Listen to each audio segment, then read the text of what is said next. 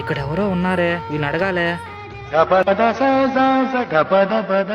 ఎవడరా నువ్వు మాట్లాడేది? సారీనా, నేను గుడ్డోని. చిలపలు దారెట్నా?